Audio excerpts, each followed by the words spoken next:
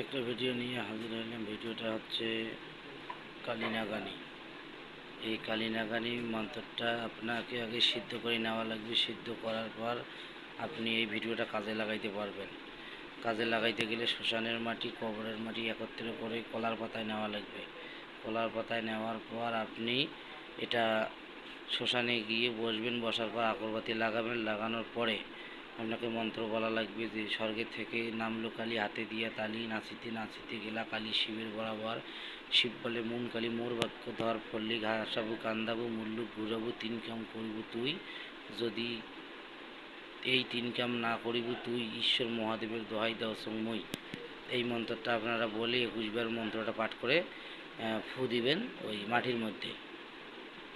দেওয়ার পর যাকে যার বাড়িতে মানে যাকে লাগানোর আপনারা চিন্তাধারা, তাদের বাড়ির দরজার সামনে দিয়ে দিবেন। তাহলে তার গায়ে কালি ভর হবে।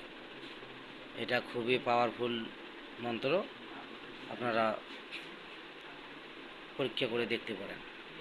আর বিষয়টা হচ্ছে কাজ করতে গেলে অনুমতি নিয়ে কাজ করবেন, গুরুর অনুমতি নেবেন।